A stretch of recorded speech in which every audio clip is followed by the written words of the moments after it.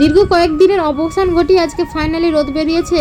নিজের ওয়েটটা চেক করে রান্নার কাজে লেগে পড়লাম। ফাইনালি 2 বছর থেকে করে রাখা প্ল্যানটা আজকে কিন্তু সাকসেসফুল হতে চলেছে। সম্পূর্ণ শেয়ার করবো আজকের ভিডিও। আসসালামু আলাইকুম, কেমন আছেন সবাই? নিয়ে চলে এসেছি নতুন একটি ব্লগ ভিডিও নিয়ে। আমি আম্মুর অ্যান্ড আব্বুর আম্মি 90 ডে চ্যালেঞ্জের আজকে হচ্ছে ডে 30। ঘুম থেকে উঠে বাইরে দেখছি ভালোই রোদ বেরিয়েছে। টানা কয়েকদিন বৃষ্টি হওয়ার জন্য সমস্ত জামাকাপড় ভিজে ঘরেই ছিল, সেই জন্য আজকে টেনে ছাদে সব রোদে দিতে চলে এলাম। আর এই রোদে দিতে এসেই দেখছি যে ভালোই বাতাস হচ্ছে, আর এই বাতাসের জন্য বা চিমটেগুলো দিতে হবে, না হয় সব উড়ে পড়ে যাবে। একদিক থেকে চিমটে দিলে ভালো, উড়ে পড়বে না, আবার আরেক দিক থেকে অসুবিধা হয়, কারণ যখন জোরে বৃষ্টি চলে আসে তখন একটা একটা চিমটে খুলে জামা কাপড় তুলতে অনেকটা কিন্তু দেরিও হয়ে যায়। যাই হোক, কিছু করার নেই। আমি কিন্তু রোদে দিয়ে চলে এসেছি, আর ওদিকে ভাত বসিয়ে দিয়ে নিজের ওয়েটটা কিন্তু চেক করে নেব। এখনও পর্যন্ত আমার ছেলে মেয়ের আর বরের কারো ঘুম ভাঙেনি।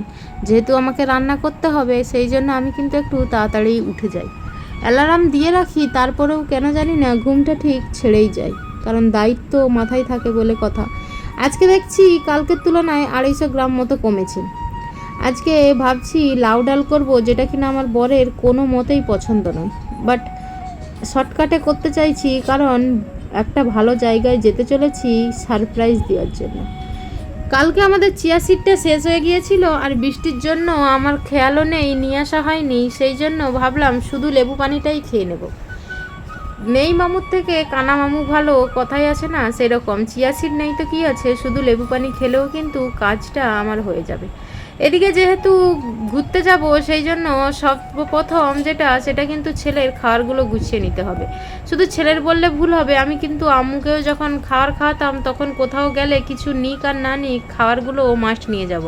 যদিও বা একটা দুটো খাবো, কিন্তু আমি চাই সমস্ত কিছু যেন আমার থাকুক। আজকে কি আছে বলো তো? কার বার্থডে? হ্যাঁ, আজকে তোমার মামামের বার্থডে। তাহলে কি করা যেতে পারে? কেক আবার গিফট? টাকা নেই। কোথা টাকা? আচ্ছা, টাকা তোমার মামামকে কি গিফট দেবে? আমি হ্যাঁ, মামাকে একটা সুন্দর হ্যাঁ, আর মাম্মাম তো তাদের বাড়িতে, কি করে গিফট দেবে? তাদের বাড়িতে যাবে?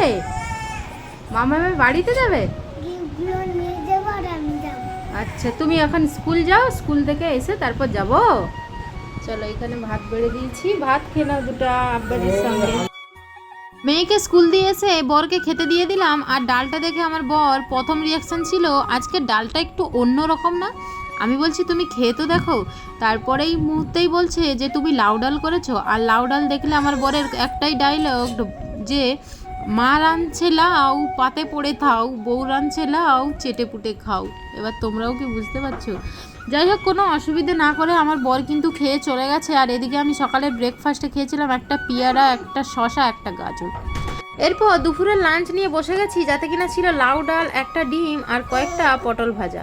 শুধু যে নিজের জন্য বাড়েছি না, সঙ্গে কিন্তু ছেলে মেয়েদের জন্য খাবার রেডি করে নিয়েছি। আর যেইগুলো নিয়ে যাব সেগুলো বার করে টেবিলের উপরে রেখে দিয়েছি, কারণ সামনে থাকলেই মনে থাকবে। এরপরে বর স্কুল থেকে আসার পর আমরা কিন্তু বেরিয়ে পড়লাম সারপ্রাইজ দেওয়ার জন্য। কার জন্য? না, মামামের জন্য নয় তো। এটা কার?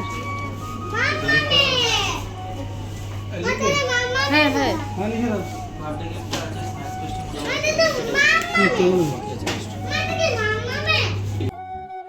আমাদের কেক নেওয়া হয়ে গেছে, তার উপরে শুধু নাম লেখার অপেক্ষা। এদিকে আজকে কিন্তু বেরিয়ে পড়েছিলাম আমার নানি বাড়ি যাওয়ার উদ্দেশ্যে। আমার মামার মেয়ে মানে বোনের জন্মদিন, আর বোনকেই কিন্তু আম্মু মাম্মাম বলে, তোমরা যেটা আগের আমার ভিডিওতে দেখেছো। হঠাৎ করেই আজকে কিন্তু ওকে সারপ্রাইজ দিতে যাচ্ছি। সেই সকাল থেকে ফোন ফান কিছুই নেই, আমি ওকে বার্থডে উইশটুকুও করিনি। ও ভাবছে হয়তো কি না কি আমার উপরে হয়তো রাগ করেই বসে আছে, কারণ প্রত্যেক বছর কিন্তু আমি ভুলেই যাই এক প্রকার। আর এই বছর আমার ভালোভাবে মনে আছে, আর মনে আছে বলেই এরকম একটা সারপ্রাইজ দেওয়ার জন্য বেরিয়ে পড়লাম। যদিও বা বর স্কুল থেকে আসার পর বেরিয়েছি, বাইক আর আজকে নিয়ে আসা হয়নি, আজকে বাসে করেই বেরিয়েছি। পাপার আমার এটা প্রথমবার বাসে করে যাচ্ছে, আর পাপা ঘুমিয়ে পড়েছে দেখে আম্মু বলছে ভাইয়া শুধু বাসে উঠলেই ঘুমিয়ে পড়ে। হঠাৎ করে যখন ওর বাড়িতে গিয়ে ওকে সারপ্রাইজ দেবো, সেই এক্সপ্রেশনটা দেখার জন্য কিন্তু আমি অনেক অপেক্ষা করছি। আসলে দীর্ঘ 2 বছর আগে থেকে আমি ভাবছিলাম ওকে দেবো বলে, কিন্তু ওর এক্সাম থাকে কিংবা আগের বারে তো পাপা আমার পেটে ছিল, সেই জন্য কিন্তু ওকে সারপ্রাইজটা দেওয়া সম্ভব হয়নি। আর এইবারেই হয়তো ভাবছিলাম হবে না, কারণ কয়েকদিন ধরে টানা যেভাবে বৃষ্টি হয়েছিল সমস্ত কিছু কিন্তু ওদের বাড়ি ডুবেই গিয়েছিল। আর আজকে হঠাৎ যে যাচ্ছি এটা আমার এখনো পর্যন্ত বিশ্বাস হচ্ছে না। তারপরে আবার ভয়ে ভয়ে আসছিলাম ও বাড়িতে আছে তো।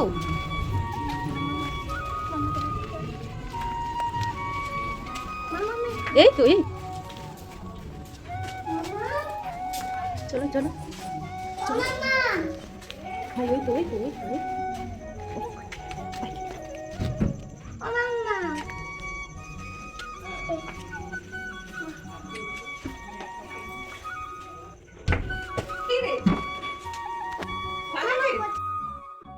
ও তো এক প্রকার রাগ করেই বসেছিল, আমার সঙ্গে নাকি আজকে কথাই বলবে না এমনটাই বলে রেখেছিল। বাট হঠাৎ করে এসে ওকে যে এইভাবে সারপ্রাইজ দেবো সেটা কিন্তু ভাবেনি। আমাকে ব্ল্যাক কফি দিয়েছে, আমি ওটাই খেয়ে নিলাম।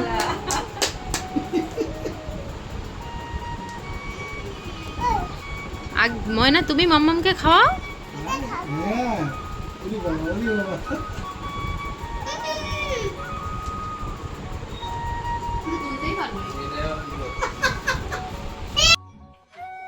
ওইদিকে কেক কাটিং হয়ে গেছে, একটা কেক আমরা নিয়ে এসেছি, আর আরেকটা কেক কিন্তু আমার বোন নিজে হাতে বানিয়েছে, যেটা কিনা চকলেট কেক, দুর্দান্ত কিন্তু ছিল। আমি যেহেতু ডাইটিং করছি সেই জন্য কোনো কিছুই খেলাম না, বর একটু রাগারাগি করতে যা হোক একটুখানি চেখেছি। আর এইদিকে আজকে রাতের ডিনারে কিন্তু ছিল বিরিয়ানি। আমাদের ডাইটিংয়ে একটা জিনিস মাথায় রাখতে হবে, নিজের সমস্ত পছন্দের জিনিস খেতে পারবে, কিন্তু পরিমাণটা একটু কন্ট্রোল করলেই হবে। এদিকে দেখতে পাচ্ছ আমি কিন্তু সমস্ত কিছু নিয়েছি, বাট পরিমাণটা একটু কমিয়ে দিয়েছি। এই রকম খেলে কিন্তু কোনো অসুবিধা হবে না। আজকের মতো এখানেই, দেখা হচ্ছে নেক্সট ভিডিওতে। ভিডিওটা কেমন লাগলো জানিও, আর নতুন হয়ে থাকলে প্লিজ সাবস্ক্রাইব করে দিও।